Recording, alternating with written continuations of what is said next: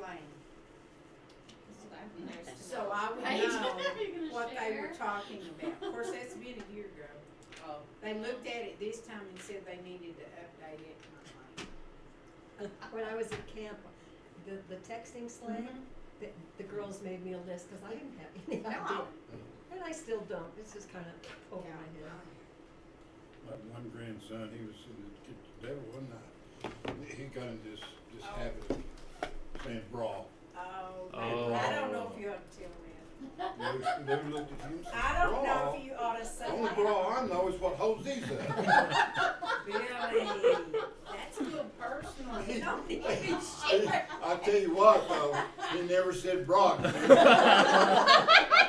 You call me bra. My sister adopted 4 kids, and the oldest one, she says that word all the time. Well, I think she's got room now. We bought her golf clubs. She was interested in golf, so we bought her golf clubs and took her golfing. And in 9 holes, I heard that word 900 times. Oh. Oh. So what does it mean other than It's what like Billy bro, It's said? like like bro, bro, like bro, brother, like bro. dude, Oh, like. okay, so like Yeah. bro, except the Yeah, feminine bra. of bro. That's the dog. You gotta say it with a. Yeah. Yeah, cause I think it was like unisex, I don't think it mattered I if it was don't a guy or a girl, everything was, I'm like, I've had enough. I embarrassed him so bad. He didn't say bra on it.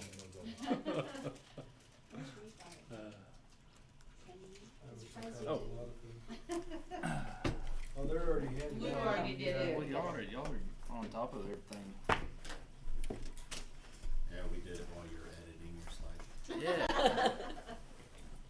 Yeah, they informed me where they were when I came in. Yeah. Well, I told everyone 7, and for Zoom and everybody that's gonna jump on digital, if everyone's okay, can we just delay for a few minutes? That way, if people are gonna jump on with us, we're not 10 minutes ahead of them. Sure. And there may be some people who are showing up at 7 physically.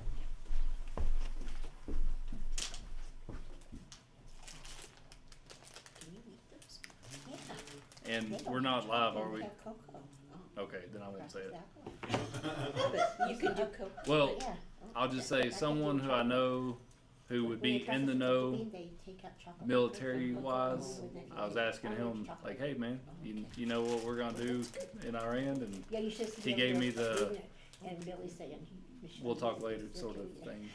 I bet he doesn't want to put it on text, but Well, just we'll talk later means something is going to happen. that's kind of why I put it. Yeah, we'll know pretty soon enough, I'm sure. I know there's been, Yeah, when my are cousin they said, ospreys, we're not is that what going they're to. called, the plane that can land like a helicopter?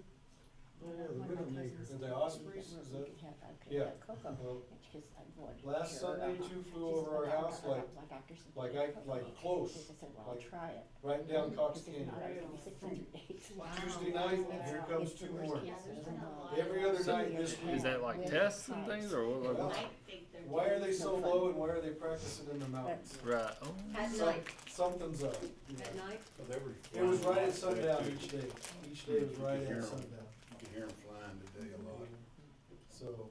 So I'm like, something's going That was on. my thought, there's some sort of training exercise going on. They're getting ready for something. Cause there's no, the Ospreys are out of Albuquerque. There aren't any at Holloman or Cannon.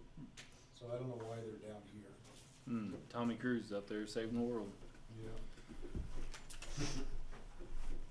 Yeah, we took a bunch of kids to Albuquerque for something, and those things, the roof is all wires. I mean, there are a million wires inside there. That's probably why it's called a Widowmaker, because one little wire goes bad and tunk. Huh? They let children on them? Oh yeah, we crawled all over those. They were helicopters, there were Ospreys, there were. They were still in use or they were decommissioned? I hope they were not. It was at the Air Force Base in Albuquerque. It was I a year wasn't ago. there. What grade, is that middle school or high school? Oh, I've had COVID since then. That's a good excuse. That stuff did me in. There's so much stuff I it don't is a good, I'm remember. gonna use it. Me too. Yeah. I think they were middle school kids then. I think. Yeah, anything I did bad by past, I forgot because of COVID. You're mad. Yo, you will, okay. He came home one day and he said, I was listening to a preacher on the radio or something, and he's like, he said, yeah, they were talking about how after the flood, God created the rainbow to remind us. And I looked at him, I said, you knew that. And he was super excited. I was like, you've known that your whole life. I forgot. Yeah, but now you know. Look there, there's Pete. Now y'all get to see me twice. Oh, you can see this Oh. was here too. There's Cody. Cody's with us. And then see if I remember how to do this. Record. This computer. Recording in progress.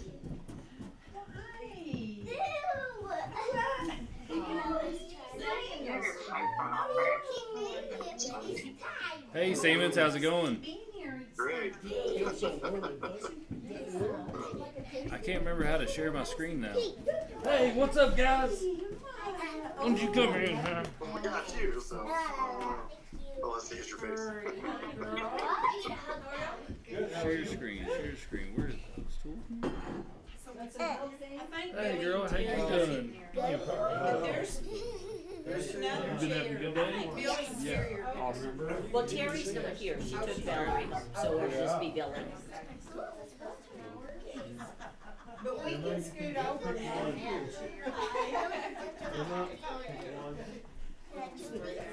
What up, homies? I was about to go grab the chair. Hello, Daddy Bug.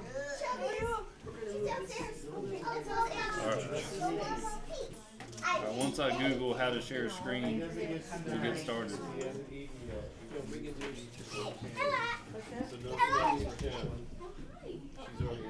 What's the thing down there? Haven't seen you in a while. I know, she gave me Wednesdays and Thursdays off so I can have a drink. Oh, there it is. The big green button. How about that? Gosh almighty. Because you get better notes. Hey, David. We'll get closer to Oh, Kim. there's I'll buy baby. Howdy, howdy. She promises. My grandkids. How do you do this?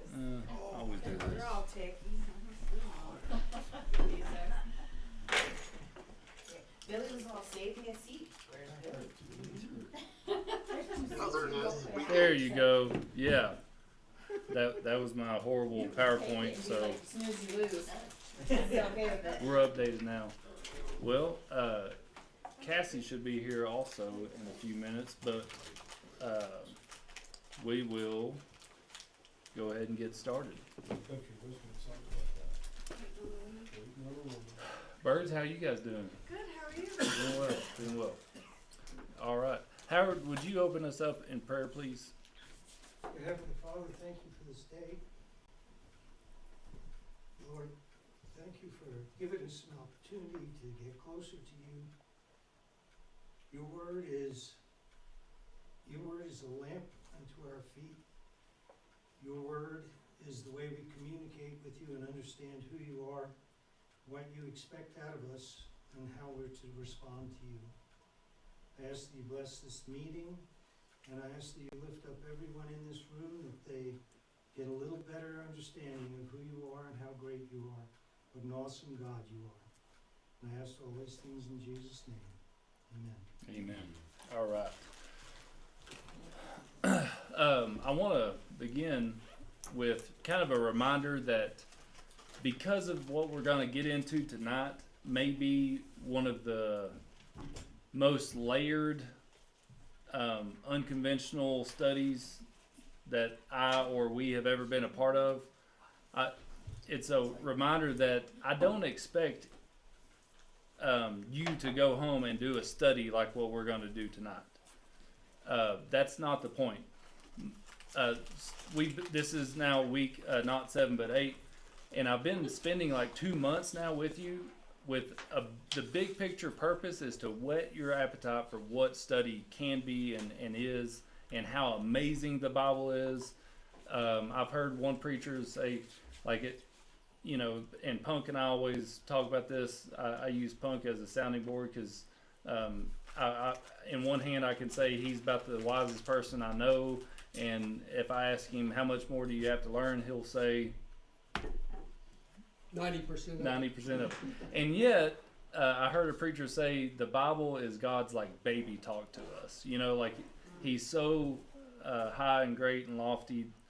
As much as we can comprehend, there's just always going to be more and more. And yet, it's God speaking to us like a baby.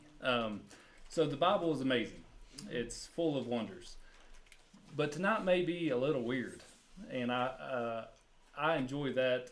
But there's going to be a great kind of bow at the end.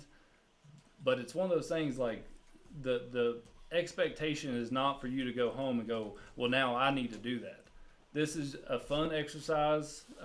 We're in the middle half of going through my weird tips for how to study the Bible, and they're not normal tips. Because if you needed normal tips, you wouldn't need this. You'd have every resource at home and another book and another systematic theology and another concordance, and we just go round and round and round. So this is, if you have some patience, and we're going to do some practice tonight. Like you're gonna start implementing some of the tips tonight. You're gonna get a lot out of this, but it's gonna require some reading on your part, or at least observing and participating. And because we're gonna read 3 somewhat, not one verse, but passages, 10, 12 passages. And so anyway, I'm kind of tempering your expectation for tonight. We're gonna get hands-on, but also if you go home excited about the Bible, but the only thing you are doing right now is reading a proverb of the day, you're on the right path. That's good. If you want to add a little bit and you're reading a Genesis or a John or some Psalms, that's great too. But the point tonight you'll see is, we need to study hard, do diligent work, be good students. But to know some of the stuff that you see tonight, you have to read a lot. And it takes years of just creating a index of like a Rolodex in your mind of, oh, I've seen that word before. Where was it? And then you start piecing everything together. So be patient with yourself. Keep showing up. Keep doing the work. And little by little, we'll mold, we'll sharpen each other to be excellent Bible students. All right. So let's review last week, because we started going through my wonky Bible tips, how to study the Bible tips. Remember, this is not a process. This is not like, oh, step 1, do this. These are not steps. They're just tips. They're tips to keep in your mind. This is maybe how I should think differently about this. These are some of the questions these are some of the things I should be looking for. So tip number 1, read slowly. We need to be noticers, and we need to resensitize our eyes and senses to paying attention. Where we live in such an age of constant distraction and speed that taking a book like this and trying to master it can be daunting and it can be overwhelming. But you read a little bit every day, you study a little bit every day, and you do it for months and years and decades, and you're a Bible student if you're going about it the right way. But you have to pay careful attention. You have to learn how to seek out the right context. Any questions over that one? Tip number 2 was God is not like you. This is not to say you're not made in God's image. That's not what I'm saying. It's just God is so superior that we can almost not fail in thinking too high of Him, right? What is the more probable problem is that we think too low of Him. Hey, hon.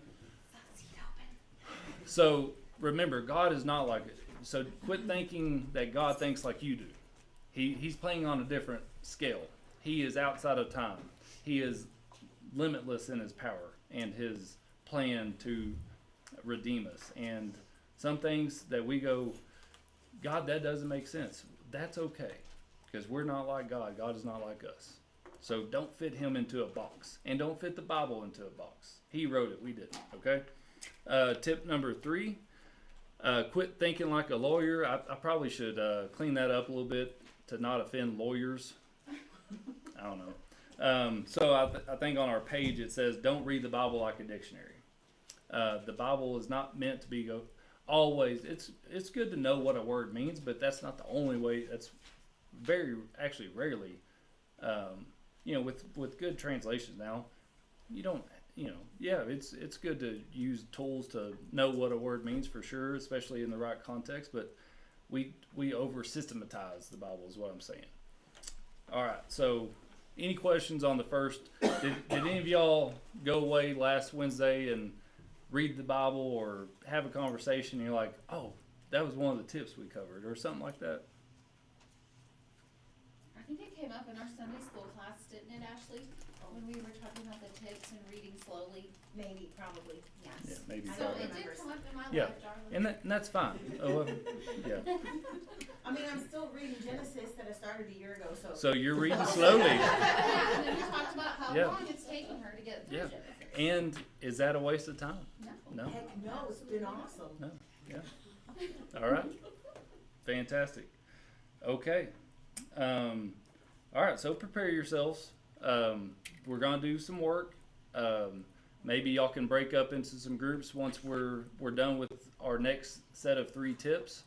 But I have in your little packets here 3 passages. But before we cover the passages, we'll cover the tips. But so prepare yourself tonight to actually apply some things and give me some time. And by the end of it, it will all make sense. I promise. I hope anyway. All right. So tip number 4. If it is weird, it is important. So this is an actual quote from Michael Heiser.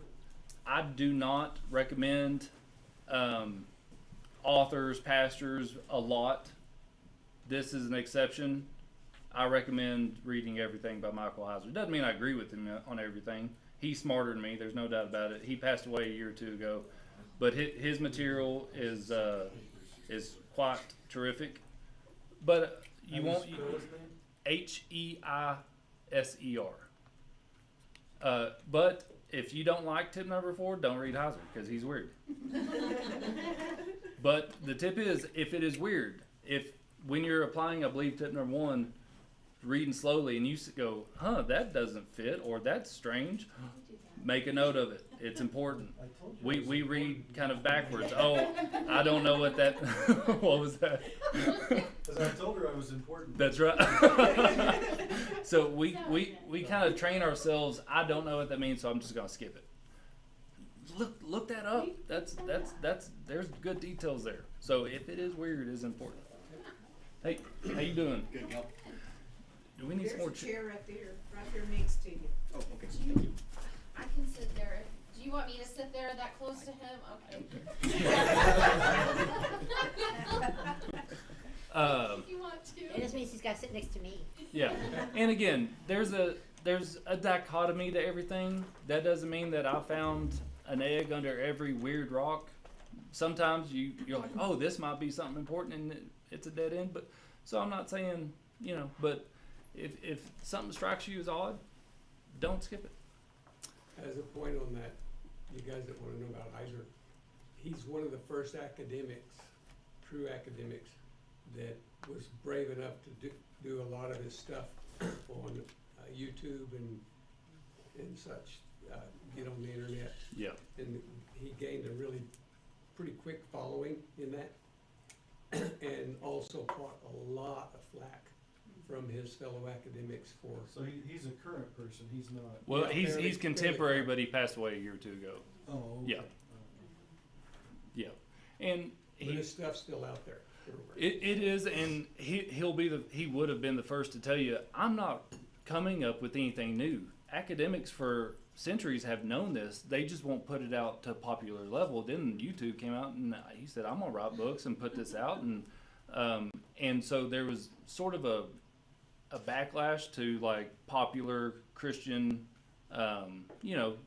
realm Tradition. and the academic world, and I think that's a disservice. I think, like theologian may be the wrong. We're all theologians. We all study God. I like to use the term scholar or pastor. I think pastors need scholars and scholars need pastors. We should work together, not keep everything separate. So anyway, if it is weird is important. And again, there's a dichotomy of that. Doesn't mean that everything's important because it's weird, but if it's weird, look it up. Can you grab the handout? You can follow along with it there. Tip number 5. Kind of follow along with this. If you come to a disturbing conclusion when you're reading scripture, good. We often read the Bible like it's a fairy tale, like it's a children's book, like everything's supposed to, there's a hero. There's one hero and none of them were men, you know? So I remember reading a lot of things that I'm like, that's just not the way it should end there. And that's not the way that should have went. Like these, you know, I was from the sports world. You know, there's a Rocky story, and the Bible's not full of Rocky stories. You know, the underdog doesn't always win, or the good guy shouldn't have done that. And you're like, well, yeah, he shouldn't have done that, but that's the point. So, or whatever it may be, if you come to a disturbing conclusion, something that doesn't sit well with your flesh, God's probably teaching you something. And here's the thing. That's one of the just pure kind of fleshy things, and I mean that in a decent way. Like, as a man reading the Bible, as a skeptic man who was a aggressive agnostic, I love to argue with believers before I came to faith. When I started reading the Bible, I'm like, they don't hide. Like, God didn't hide a lot of the failures of His people that He was using. That was one of the things, like, you know, if I was writing the Bible, I would have put that in there. That's what we were talking about this morning, the women's Bible Yeah. study. We were going, God didn't hide anything. Yeah. So that kind of goes also back to God's not like us.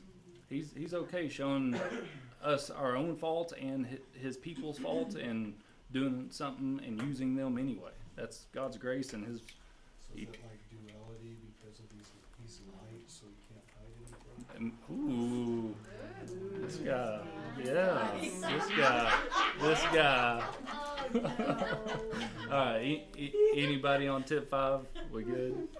Solomon, that's who I think of. Okay, there you go. It really bothered me. Yeah. It Yeah. really bothered me The about wisest man in Solomon. the world made some really stupid decisions. Wow. Yeah. Yeah. Yeah. You know, it's amazing, though. He's human, the reason he was human. He uses people like that is so he's gonna get the glory for it. Yeah. When it does come, Yeah. it comes full circle. Yeah. Well, we're gonna get into a passage that's pretty disturbing. Tip number 6, the old real estate slogan: location, location, location. Yeah, God cares about location. God cares about land, particularly His land. So when you're reading the Bible, so as another tip, the more practical way of saying the tip, if the Bible mentions a location, get familiar with that, at least name and what's going on. But one of the things that I'd love to work on this year is getting my sense of just geography back, like knowing, you know, the proximities and what was this on the coast, was this on a mountain, was this what tribe did it was over this, was this, you know, those sorts of things, because the Bible's full of locations and we tend to run over those names and events at those places a lot, but they are important. All the churches in Sure.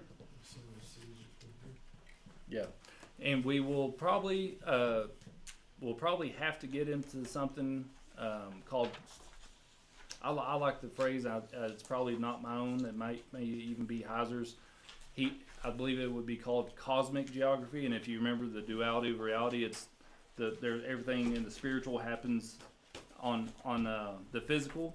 Well, and here's I'll put it in a bullet point. This is indisputable that the Israelites believed that every other nation and peoples were ruled by other gods. That's just, like, you have to know that to understand the Bible. So when the Israelites were talking about another nation and another god, they believed another god was ruling that land and peoples.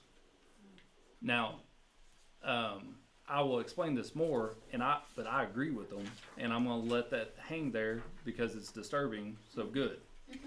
we will put a different message behind it and study behind it, but it's called cosmic geography. The Israelites believed, and so therefore, who wrote the Bible, or who did God use to write the Bible? Israelites and Hebrews. So you have to understand the way they thought to understand what they're saying. They believed other nations, particularly over land. So if you even like looked at a map and you're like, okay, well this king rules that land. Well, to an Israelite, there's a false god above that king over that land. That's important to understand Scripture. Makes sense too, really. That's what they did. They worshipped idols, Sure. not gods. So. Yep. Now, as modern Western Americans, we go, well, they just made that God up. We'll get into that later. All right. Anybody have a questions over tip 4 through 6? If it's weird, it's important. If you come to a disturbing conclusion, good. Location, location, location.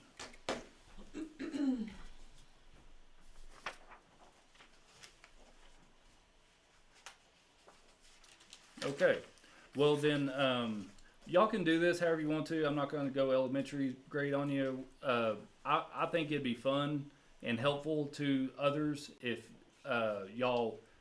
if you want to be by yourself, I ain't going to force you into a group. But if maybe I'll go by tables or something, or maybe just as we're doing this out loud, we can all do it together, however y'all want to do it.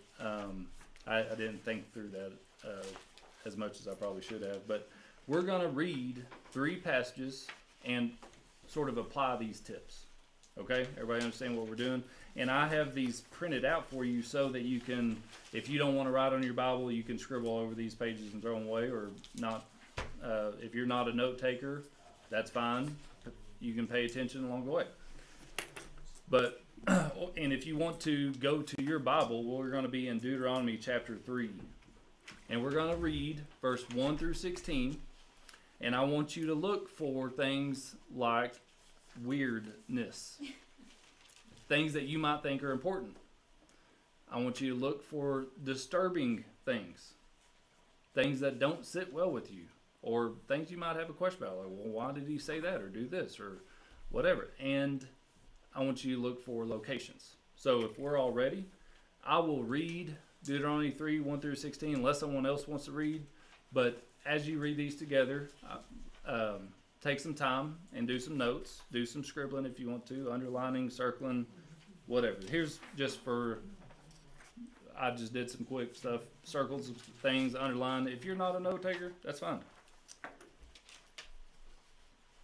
But I'm going to read for everyone.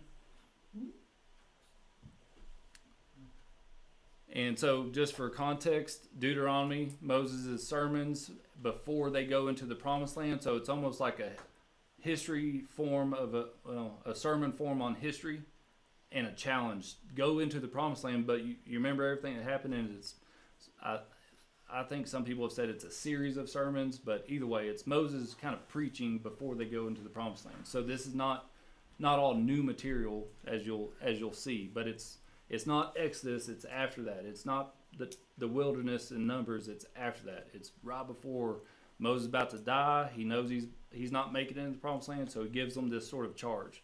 And so it says, then we turned and went up the road to Bashan, and King Og of Bashan came out against us with a whole army to do battle at Edrei. But the Lord said to me, do not fear him, for I've handed him over to you along with his whole army and his land.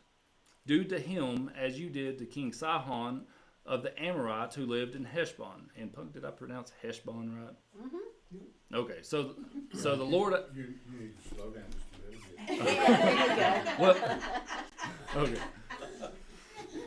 So the Lord our God also handed over King Og of Bashan and his whole army to us. We struck him until there was no survivor left. We captured all his cities at that time.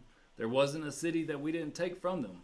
60 cities, the entire region of Argob, the kingdom of Og and Bashan, all these were fortified with high walls, gates, and bars, besides a large number of rural villages.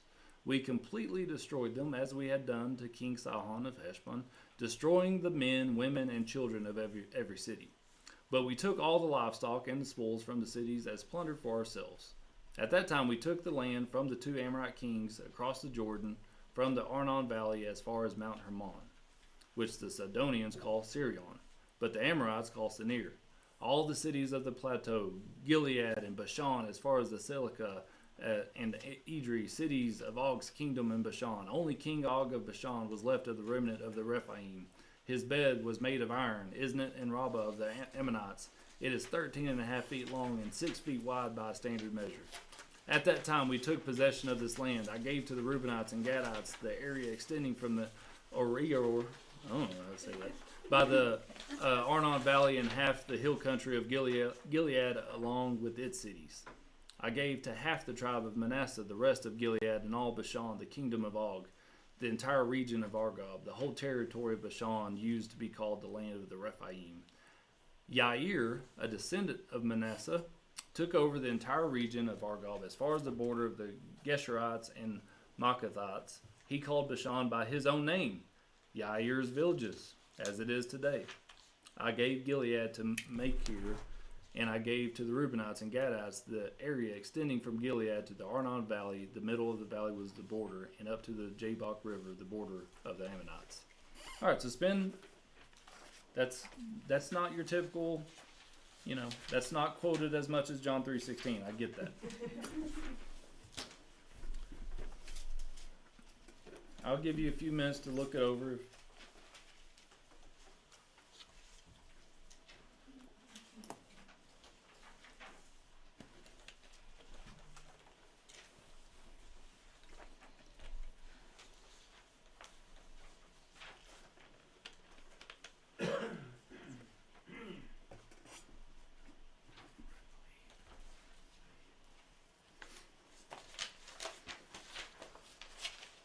So how long after the flood is this?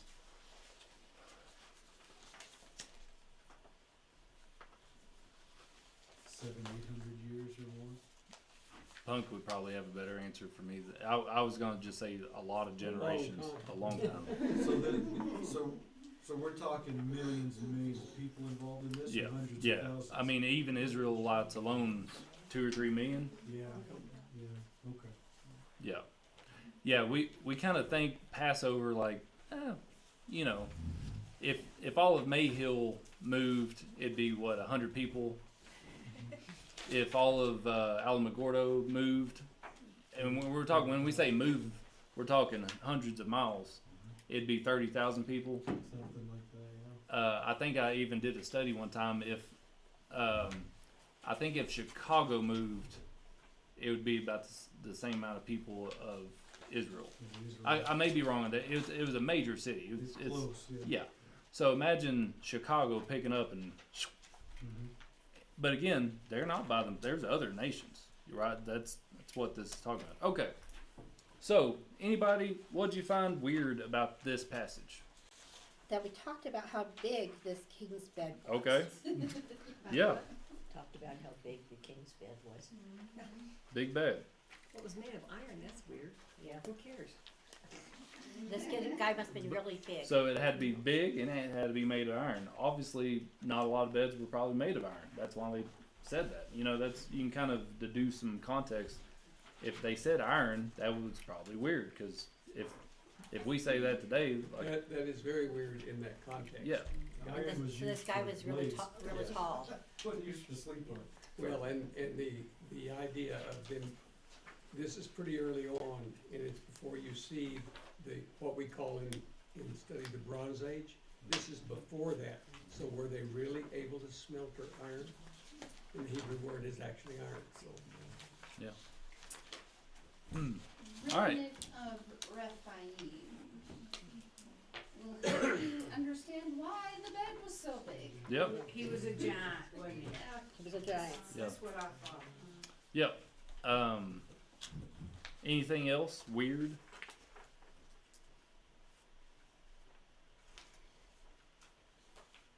I thought sometimes when they take plunder, they do take the women and children.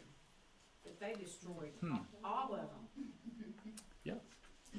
And sometimes they're not allowed to have the cattle or any treasures in there. Yeah. To leave everything. So to put a bow on this, so we can just move on. We will cover a lot of these things and you'll get tired of talking about it eventually, because I like discussing this. But just to, whether you agree or disagree, this is what the Israelites are saying. These giants were spiritual corruptions. And the reason why God said, do not take any, because this is not a battle between flesh and blood. This is a spiritual battle. God's saying get rid of them. And so too many times, I think well-meaning pastors try to install a human ethic into this. This is not a discourse on ethics. This is spiritual warfare. Get rid of them. How many giants do you run into today? Well, maybe more than you think. I don't know. So, because I only said that because all questions pertain to the connecting ideas. We need to get to the bow on it. Was the weird thing is that these guys are saying they're describing a spiritual conquest, right? When God allowed them to keep the virgins alive, there was not this huge spiritual battle because the women could possibly be converted. God's saying these women could not be converted. They're already corrupt. Yes. So is there anything that was probably weird and disturbing. How come this or how come that? Anything else disturbing about this passage? I mean, it's some of this weird stuff is also disturbing, so you don't have to beat a dead horse there. So, what about location? Confusing. Some of it is, there is repetition. So did anybody else pick up like any location at all? You're like, that seemed to stick out to me just for the Yeah, the northeast side of Israel is being cleared out, and it's going north to south. okay. They're starting in the north, they're clearing it out, they're going down south. So I'm actually glad. I'm really glad you pointed that up. Try to keep that in mind as we get to the end of tonight, because we'll come back around.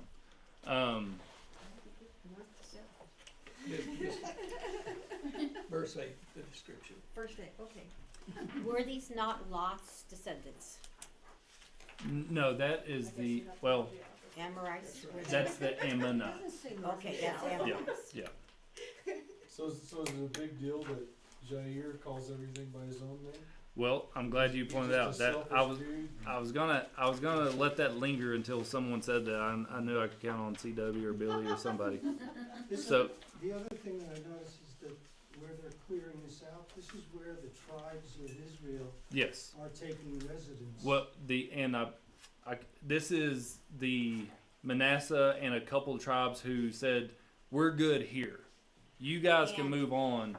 But and then so if you kind of finish reading the chapter, Moses like, "All right, but you know what? You still have a job to do. So your wives and kids can hang out, but you're going to come with us to the promised land and finish this conquest. And then when we're done, you can come back home." They're like, "Yeah, that's great." So that's why some of these guys are staking out their territory now, but they're not yet across to the promised land. Punk, did I say that right? Yeah. Yes. So- This wasn't God's best will. This was God's permissive will for them to stay on this side of the Jordan. Yeah, and I think later on, I think even in Joshua, when the conquest is kind of wrapping up, Joshua, I could be wrong, but basically the other part of Israel that's in the promised land, they're like, "Hey, it's okay if you go back over there, we'll allow it, but worship the true God." And they're like, right. And so they kind of make this, but yeah, so good point. But coming back to what about like, they make a point to say as it is today. So hang on, and the more you look into it, these things right here, Bashan, Og, Mount Hermon, what's that not? There we go, Mount Hermon. When we go through Genesis, you'll see that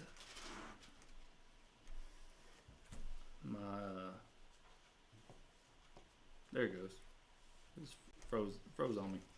you'll see that these are locations of a spiritual rebellion. So Bashan is the region where Mount Hermon is, and it's near where Yair is staking out and calling it. He's kind of like the guy who went around finding all the birds and what's the pretty blue bird? Stellar. Yeah, he just went around saying that's Stellar J. So this is Yair's villages. All right, so we kind of have some interesting facts, but they seem still kind of random. We have some weird stuff. We have some disturbing stuff. We have a guy's name who named his village. So is any of this today's Palestine? I believe it's north of there. North of the, so it's not, Is that it's not where the two tribes stayed on the other side of the river. That's Well, not I'm today's sorry. Palestine. It'd be. Would it be the West Bank? I would have to get a map. Again, I admitted earlier the geography is not my strong suit. I'm just curious if they're cluing us into some stuff that's going on today. Maybe. And It's all way over my head. yeah. Well, I think that's what he's talking about, what, at that particular time point, yeah. as it is today. Ma- It's not like. and- No, yeah. And well, yeah, so potentially. So if everybody's good with that, we have a few odd facts, nuggets, names, things like that. Let's go to our second passage and do the same thing. Judges chapter 11, beginning in verse 29.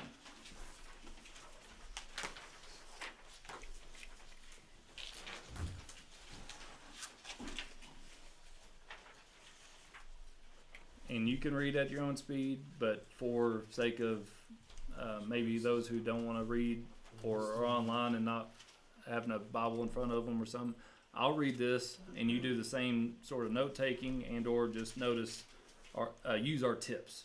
So this is now the book after Joshua, so they are now in the promised land. But when you're reading Judges, it's called Judges for a reason. There's no king. There's no spiritual leadership. There's no even governmental leadership. It's a lot of tribe, each man for themselves, each clan for themselves, each tribe for themselves. And I believe Judges even opens and begins with sort of this catchphrase, every man did what was right in his own eyes. And so that, if you read the book and you're like, it begins with this and it ends with this, that's sort of the context that they're showing you. So this is, and God would raise up a judge to help a location or a region against another nation, or sometimes even I think they were fighting amongst themselves. So a judge was sort of this local champion who kind of came to victory for the day. But we'll read Judges 11. Remember, what was our tips? If it's weird, it's important. If you come to a disturbing conclusion, good. Location, location, location. Judges chapter 11. The Spirit of the Lord came on Jephthah. I'm just going to read from this. Who traveled through Gilead and Manasseh, and then through Mizpah of Gilead. He crossed over to the Ammonites from Mizpah of Gilead. Jephthah made this vow to the Lord. If you, in fact, hand over the Ammonites to me, whoever comes out the doors of my house to greet me when I return safely from the Ammonites will belong to the Lord, and I will offer that person as a burnt offering.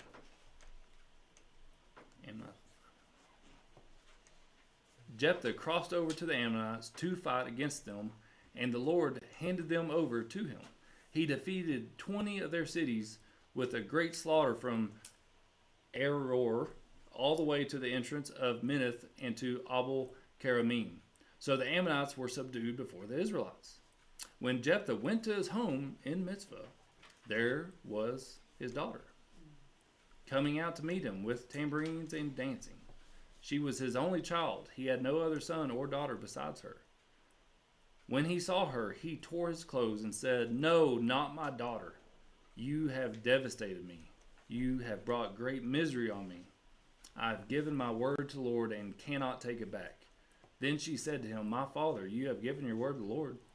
Do to me as you have said, for the Lord brought vengeance on your enemies, the Ammonites." She also said to her father, "Let me do this one thing. Let me wander 2 months through the mountains with my friends and mourn my virginity." "Go," he said, and he sent her away 2 months. So she left with her friends and mourned her virginity as she wandered through the mountains. At the end of 2 months, she returned to her father, and he kept the vow he made about her. And she had never been intimate with a man. Now it became a custom in Israel that 4 days each year the young women of Israel would commemorate the daughter of Jephthah the Gileadite.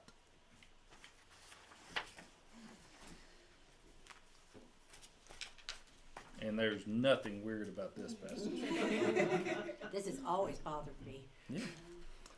Yeah. So what's weird? And we don't have to separate them. What's weird or disturbing? Because some of these things are weird and disturbing. That vow that he made. Yeah. He vowed whatever came out of his house first. Yeah. He figured an animal would come out first. I don't know what he was hoping on. Well, he says, "I'll offer the person as a burnt offering." In my Human version doesn't say sacrifice person. was not. Yeah. Say whatever. Thing. Yeah. Yeah. So, He's saying you brought me misery. You did. You Yeah, know. yeah. I'm like, what? She didn't do it. She didn't bring him misery. He Yeah. he brought that on himself. Probably the most disturbing thing about it, the whole thing for me, is his stupidity. Yeah. Mm-hmm. Well, Making a vow to begin with. okay. But I mean, kind of putting Ford and Billy and kind of our conversation together, he most likely had to assume a person was going to come out, right? So what was it That's what he truly? said, wasn't it? It was First- it was first stupid, but was it only stupid? No. Was it not also? You have What- to consider how their houses looked back then. Their houses had courtyards in front So that it had potentially animals an in animal. there. Okay. And that's a good point, but that's risky, right? Yeah. Like Right. it's still right. Culturally, he figured an animal come It out. says whoever, it doesn't say whatever. Yeah. Well, and In So- my version, it says whatever. Yeah, some versions say okay. whatever. okay, I mean, there's okay. not- Well, There's not gonna be an animal unless it's a dog coming greet you. Or it could have been a fish So, or a, yeah. But either way, what does he go through with? That's Well, he's gonna be doing a human sacrifice. so, Yes. and he did a human, which is ironic because who he was contending with did human sacrifices. He's trying to defend the Lord and, pray like he's trying to serve the people of God, and he's doing what his enemies are doing. Yeah, it just shows that he had allowed something in his heart and mind to wander into his enemy's thought process. You know? Can I play devil's advocate? Yeah, go for it. It's a father sacrificing its child. No, that's what I'm saying. It's an example of Ye- God sacrificing Amalek. his son. Mhm. Well, Is and that playing devil advocate enough or not? it is, and I'm good with the seeking out what's going on. Well, That that shows how Satan mimics everything God Sure. does. That's all he Right. can do. To me, he sounds arrogant. sure. Oh, big time. Cause he believes in God enough to know that God's gonna give him the victory. I was thinking it's more like a bribe. A bribe. Yeah. Okay.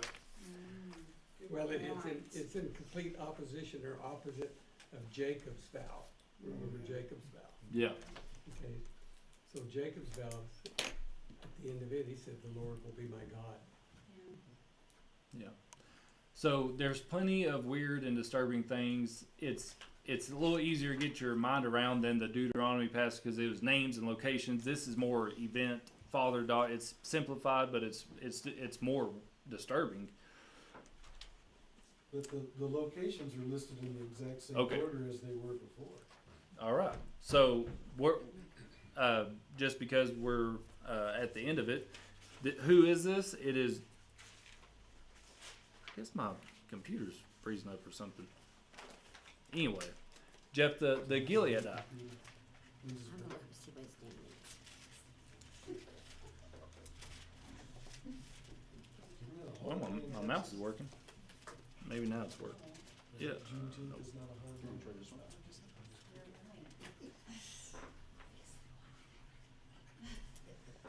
I don't know. Our company celebrates that. And did, No, Michelle, I think did it's my you say the computer. Ammonites? Who are they descendants? They're not Esau's Here, descendants. here it says Amorites, here. Ammonites. Okay, Who are they so descendants Yeah, it was of? Amorites in the first one and Ammonites. in Yeah, the but Yeah. who are they descendants of, you know? the Ammonites were from Lot and his daughter, Okay. and the Moabites and Ammonites. So it's not the so maybe the enemy, physical enemy here, Okay. but someone pointed out Gilead. Is there another reference?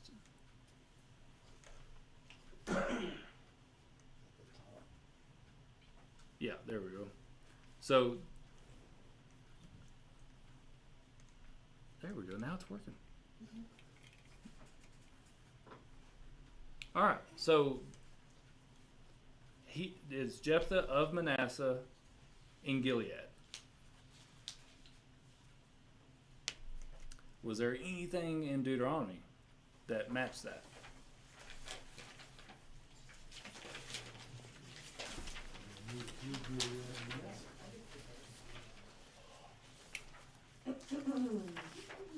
So obviously Jephthah didn't get these because he didn't rename them to his own name.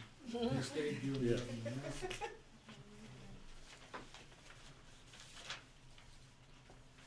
Yeah. Verse 12. Half of the hill country. Well, is that the same? Gilead? Hill Okay. country of Gilead. So for sake of time, I Manasseh. got you looking, got you thinking. Let's read one more passage. It's 16 verses. It's now going to be in Luke chapter 8.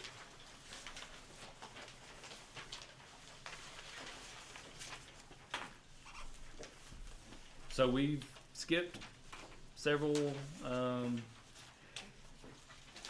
won't say not 2,000, but close to maybe 1,500 years, probably 1,000 years at least. Hundreds of years. We'll just put that. Luke. At this point, Christ had been, or God had been silent for 700 years, right? I think it was it 300-ish? 400? 400 between the Old Yeah. Testament and the New Testament? Yeah.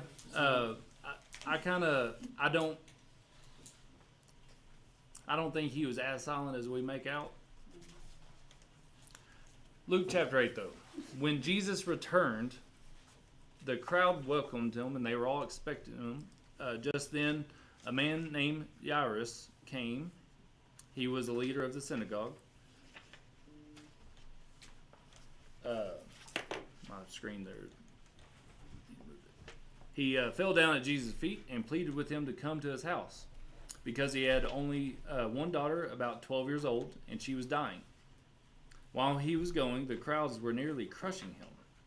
A woman suffering from bleeding for 12 years, who had spent all she had on doctors and yet could not be healed by any, approached from behind and touched the end of his robe. Instantly, her bleeding stopped. "Who touched me?" Jesus asked. When they all denied it, Peter said, "Master, the crowds are hemming you in and pressing against you." "Someone did touch me," said Jesus. "I know that power has gone out from me." When the woman saw that she was discovered, she came trembling and fell down before him. In the presence of all the people, she declared the reason she had touched him and how she was instantly healed. "Daughter," he said to her, "your faith has saved you. Go in peace." While he was still speaking, someone came from the synagogue leader's house, Jairus' house, and said, "Your daughter is dead. Don't bother the teacher anymore." When Jesus heard it, he answered him, "Don't be afraid, only believe and she will be saved." After he came to the house, he let no one enter with him except Peter, John, James, and the child's father and mother. Everyone was crying and mourning for her, but he said, "Stop crying, because she is not dead but asleep." They laughed at him because they knew she was dead. So he took her by the hand and called out, "Child, get up." Her spirit returned and she got up at once. Then he gave orders that she be given something to eat. Her parents were astounded, but he instructed them to tell no one what had happened. All right. Give y'all a few minutes to think about that one for a minute.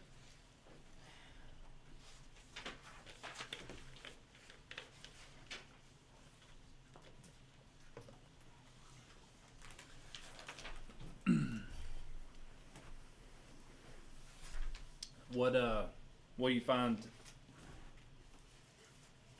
We'll kind of do it in order. Just this passage, Luke 8. Was there anything that you noticed weird, odd, seeming to be important?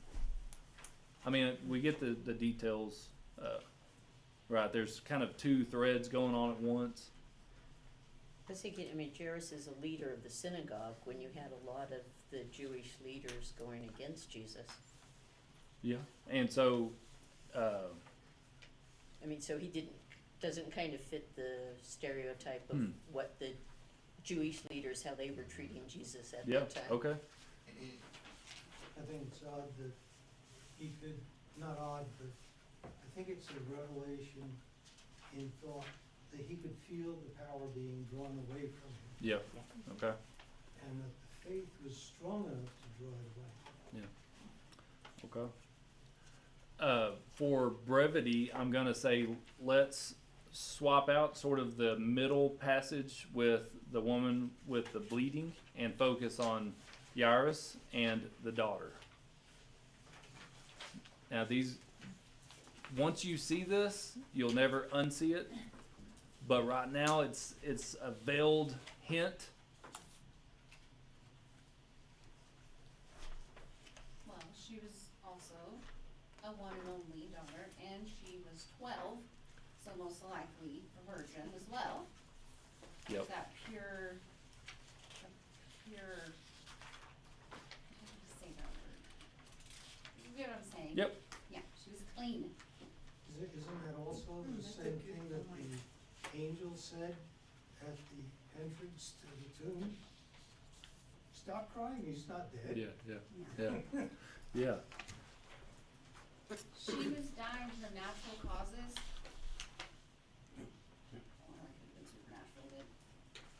She was dying because she was ill at the time, and the Lord honored the faith and the holiness of the Father and brought her back. All right. So it's kind of opposite of. I'm going to roll back up to, I didn't insert a blank page and I can't edit this now, so I'm going to go up here and we're just going to, I don't want to write that with a ballpoint. Let's see if this works. I thought it was unusual that the daughter's 12 years old and the woman had been bleeding for 12 years. Yeah. She was unclean, and you were talking about the daughter being clean. Cody online pointed that out also. So we'll just do this. Judges 11, and then we had Luke chapter 8. Don't we find it strange that we just saw a miracle happen? That the woman was healed, and while he was still speaking, it just happened. We had this rude intruder saying, "Forget it, she's dead. Don't bother the teacher anymore." So isn't that kind of Sure. Sure. in your face? I mean, we just saw something happen miraculous, and Yep. okay, so Yep. a lack of faith, a lack of, and then it says, "Don't be afraid, just believe." Yeah. So Okay. So yes, sir. Why just James, Peter, and John? Why don't the rest of them? Yeah. just- Okay. Why those three? Well, why would they laugh? I don't understand. If you're mourning and crying and everything, you're not gonna like. It's more of an incredulous laugh. It was So like, weird. she's dead. We just Yeah. saw her. She's dead. All right. This smacks of a setup, doesn't it? Yeah. So now we're getting y'all are really picking apart and turning over every rock. I will use a punk setup word there. Let's now take a step back, detach, take a 30,000 foot view. Why did I pick these three passages? So Deuteronomy 3 sets up spiritual. Let me see if I can use this side. Location. Of course, it's not going to work now.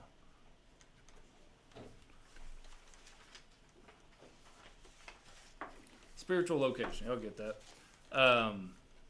Remember Bashan, Mount Hermon, the spiritual war. There's a Hebrew word that really only does it justice, but it means don't leave anything alive. It is overthrowing the spiritual rebellion, and it happened where Manasseh took over in the area of Gilead, Yair. So, of course, this ain't gonna work.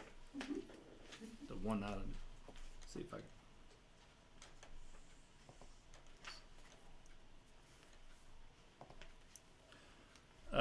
Where was I going? Moonscape. I'm gonna have to do this with the dang mouse, and it ain't gonna look good at all. So we had Gilead. Nope. Fuck, that scares you. Yeah. And let's see. That maybe now it'll work. Nope. I'm gonna have to get another program. I don't like this one. We used to do our Nintendo games. And it would start working, smack it a little bit. I Nope. still do that to Okay, everything. so let's just let's track with me. I want to stand up for this one. So Deuteronomy 6, we have spiritual locations: Mount Hermon, the Og of Bashan, Gilead, and Yair's villages. Okay, that's sort of the intro narrative to this. The best term I can use is like God's repurposed story. That's the initial setup, right? So then you jump into Judges chapter 11. You got Jephthah, who is of the tribe of Manasseh. So you kind of know he is a who. His clan, where he's from, was a tribe was Manasseh, but where did it say he was? Gilead. So we're starting to build some themes, but what did he do? We kind of made He was in charge. Yeah, he was in charge. He was supposed to be the good guy, the hero, but he ended up doing actually worse than what he did. A foolish vow. Yeah, that led to demonic human sacrifice of his own daughter. So is this just a foolish decision and that he just like too stubborn and he went through with it, or was this also not spiritual warfare? Where did he get that idea from? God never said make a vow and I'll do it for you. I'm not your genie in a bottle. Like that, don't treat God like that. But that's what he did, and he kept it. So he went through it. He killed his own daughter because God did what he wanted. Was that God's will, really? Like, no, this was spiritual manipulation is what I see. All right, that he was doing worse than what his enemies were doing, that he was supposed to overthrow. Now, Luke chapter 8. Just for brevity, our passage today opens up with, and so I wasn't trying to play setup. It just I can only fit so much on the slide. It says when Jesus returned, or something. It intros. Well, where did he go? If you go up a passage in Luke chapter 8, beginning, I can't remember where it's at, but it's the passage right before what we just read. He goes to Galilee. No, I can't remember. Let's just go look at it real fast. Luke chapter 8.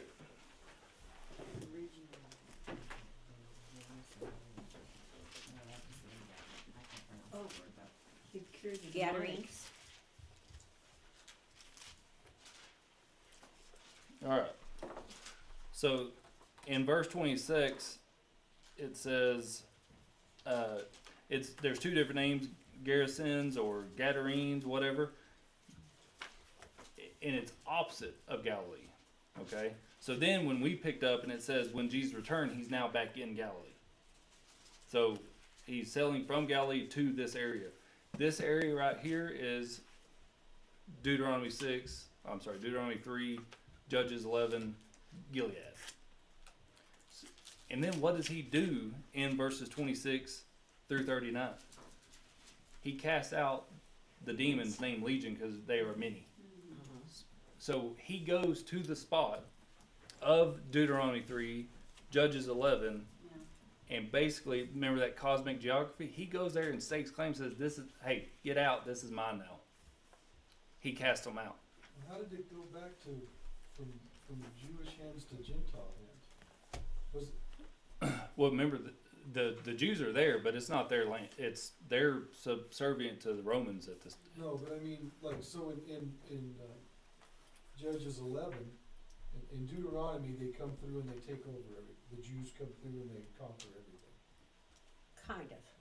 But then back in Luke 8, when he cast out the legions, isn't that a Gentile city where he is? Or is that where he put him in the swine, and the swine, that's a Gentile city? Yes, but what I'm trying to get, and I think a lot of people would say, like, well, because there were swine there, it's Gentile. The Hebrews could shepherd. What's the term? Like farm pigs, ranch pigs, shepherd pigs, whatever. They just couldn't eat them, or don't eat them, and don't touch their corpse. But you could make money off of them. You could hire a guy, like, hey, you know what I'm saying? Mm-hmm. Yeah, I've always been told that it was But however, even even Jerusalem, pigs, yeah. as Hebrew as it was still Roman territory. Right. You know what I'm saying? So look up on that next level of things and what's going on. Jesus goes to Gilead, to the this area here that I can't pronounce the Greek names there, and he tells the demons to get out. He's saying, and look at what they say in verse 28 there. When he saw Jesus, the demon-possessed man, he cried out, fell down before him, and said in a loud voice, "What do you have to do with me, Jesus, Son of the Most High God? I beg you, don't torment me." That's the first time in Luke, and I think in any chronological narrative of the Gospels, that someone calls Jesus Son of the Most High God, and it's a demon in Gilead. They know they start getting a little nervous. They start getting a little twitchy, right? Well, also, even before he goes, before that, they're in the sea, and the sea comes up, and so commentaries I've read, he knew, he had just preached, he knew that he was going into a spiritual demonic realm, right? Yes. And the sea tried to stop him, and so then now we're getting a better spiritual flavor of this passage. Then he comes back, and then he meets our passage that we read. So there's already been this sort of spiritual victory and overthrow. Right. Who knows, maybe even the people start sensing like something is happening. The kingdom is arriving, sort of thing. And so let's tie in some more things here. We saw the spiritual location. We see, and remember, location is not just geography. It's cosmic. There are spiritual battles that happen for certain locations. I mean, come on, guys. Like, why does every area and culture have temples, a flood story, serpent? Like, you know what I mean? Haunted house. Yeah. So, what else connects, particularly because we've kind of set the stage with the Deuteronomy passage. Judges, think about Luke 8 and what is common with Luke 8 and Judges 11, and Deuteronomy 3. Let's. There's one more nugget in Deuteronomy 3.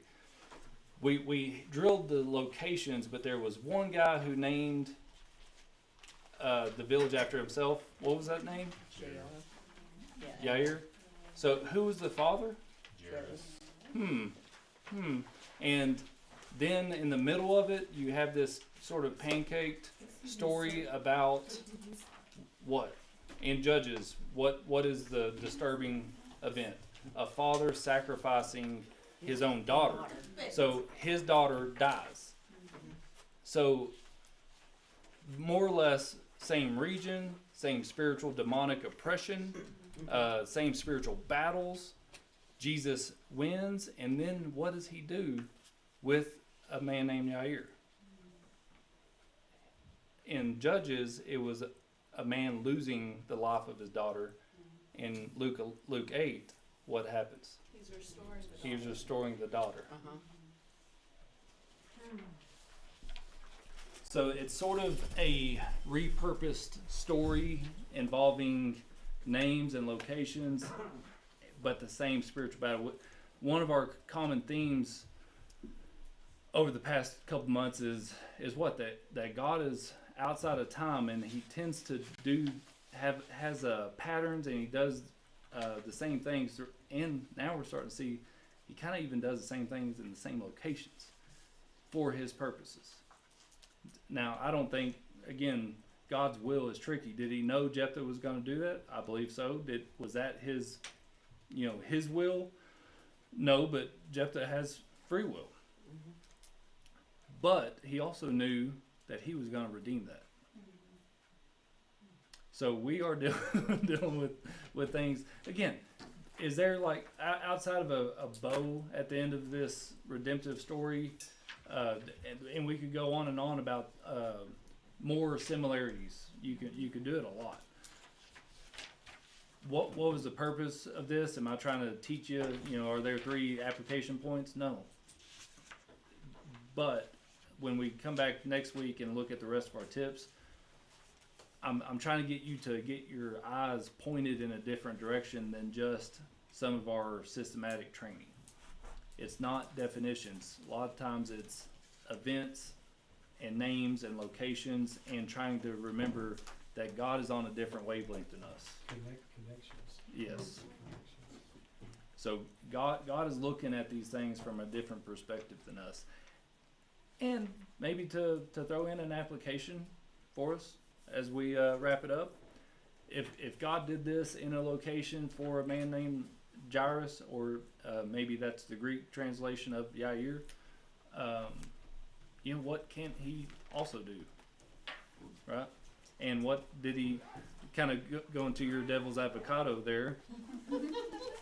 Yeah.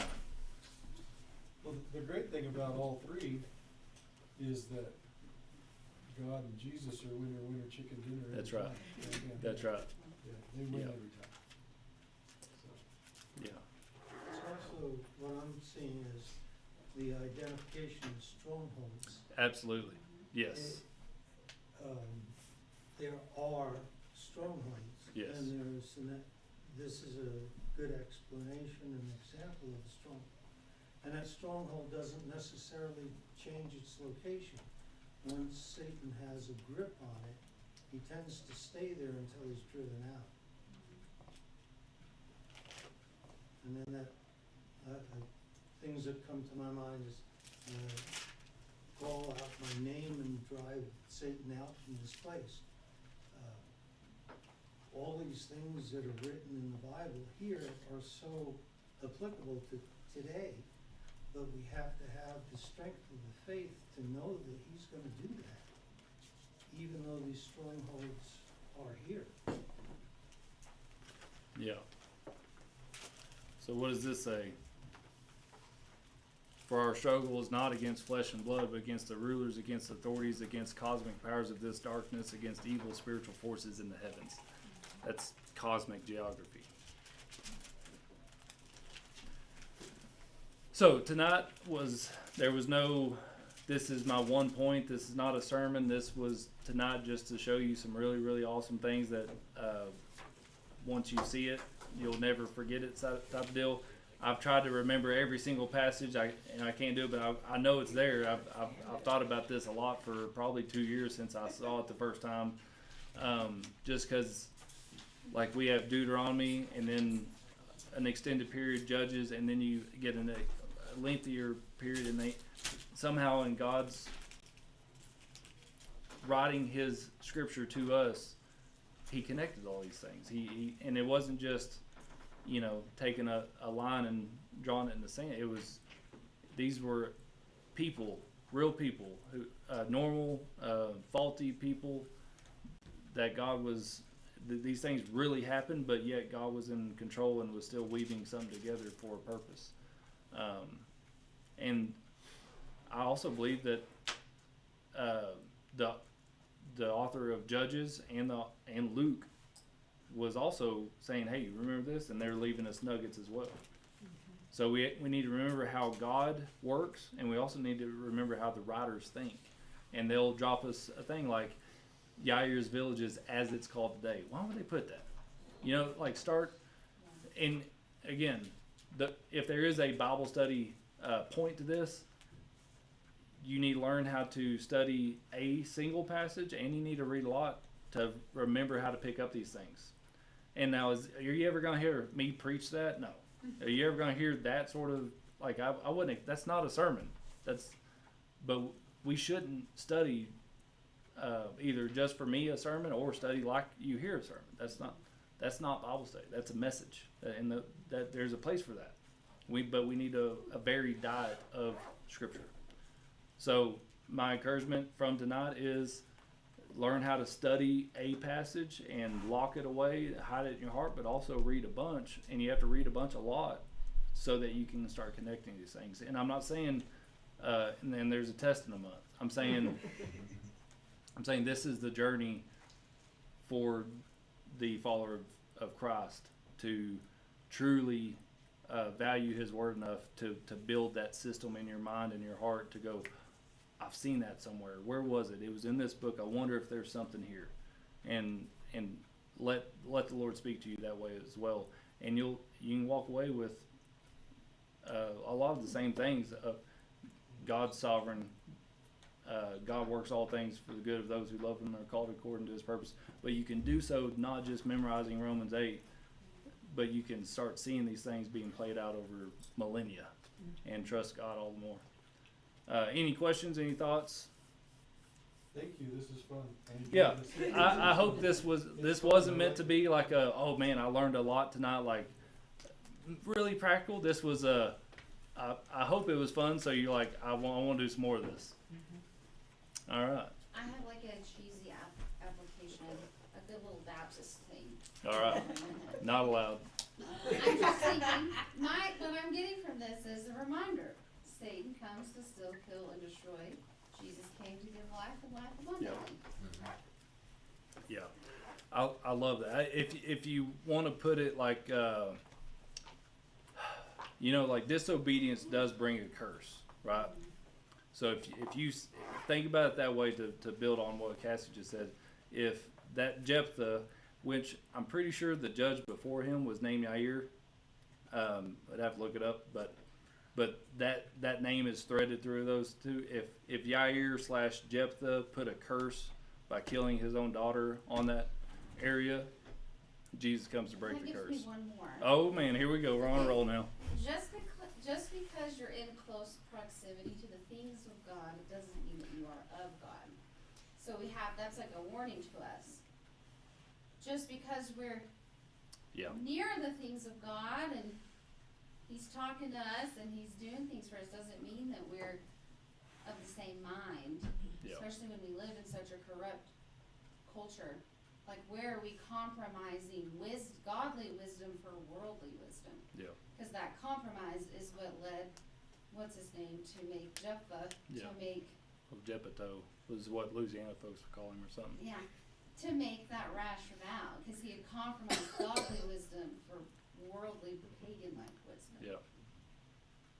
Yeah. He's trying to make a deal with God too. Yeah. You don't make a deal with God. You just pray to Him. You surrender. Yeah. Him deal the rest of it. Yeah. So the application to me is, trust. Yeah. Trust God. Trust Yeah. him. And Yep. it's obvious. If you take it in your own hands, what happens? Yeah. And believe it or not, I get pushback, and not from here, but all different conversations. Like, why would you lead a Bible study like that? I'm like, why wouldn't you? Like, why wouldn't you want to study like this? I don't know. Maybe it's just me. I'm weird, but it's in there. I don't think it's not connected. So if it's connected, what's the reason? Why wouldn't you want to know those things? So if it's weird, it's important. That's it. That's it. All right. Anything else? All right. Let me ask a blessing as we get out of here. Lord God, thank you so much for your word. Lord, open our eyes so that we may see more and more wonderful things in it. Lord, it's a treasure, not only of the words and pages that we contain in it, but it is your wisdom, and even your son came, and it says that he grew in wisdom. Your son, the Word, studied the Word. And so, Lord, if he came to be perfect righteousness and obey every single ordinance and statute, Lord, help us to not only bask and meditate on the wonder of the gospel that he is our righteousness, but Lord, help us to have every thought and word and action seek to be pleasing to you as well. Not to earn it, but because we're so grateful for it. And so, Lord, give us wisdom, give us knowledge, give us discernment, give us a hunger and the ability to study. And Lord, if it was just human eyes and a human brain trying to comprehend these things, we would always be lacking. But you also give us your Spirit, which gives us the mind of Christ. So Lord, help us to employ that. Help us to depend on that, to learn and to listen to the Spirit and to walk by the Spirit. In Jesus' name, amen. All right, thank you, everybody. Thank you. So how did you know to combine those three passages? How did you get to that? So some of it was, it was two parts. One of it I got from just reading really widely, and then I took it further. So the first part I started reading. I was like, oh, this guy's making a good point. And then I did the thing that I was trying to teach on the tips. I was like, it was one of the things that like got me excited to keep doing this more and more a couple years ago. I was like, I know that name has popped up somewhere. And I found the Deuteronomy thing on my own. I'm like, oh, and I started going on this, rabbit trail, and I probably look like that guy on a whiteboard, and he's scribbling around, and I was like, yeah. So some of it was I read a lot. I've had a doctor say, why don't you read like a fiction book every once in a while? Like just I was probably like having anxiety or something. He's like, yeah, you need to chill out. Just read something not pertaining to work. I'm like, so so I can be obsessive sometimes, but yeah, I picked it up and then I took it further. Did it cross-reference? I'm curious if Deuteronomy cross-referenced to Judges to Luke in your study Bible. No. Okay. Well, oh, that's a good atlas, Have you huh? spent your money yet? Yeah, I already did. Sorry. Okay, that's okay. Yep. That's a really good. Okay. That's really good. Yeah. All right. Lee and I have that. Or I have it now, but Okay. that's something good to have. Wonderful. All right. Thank you. I'll give me a good atlas. Thank you.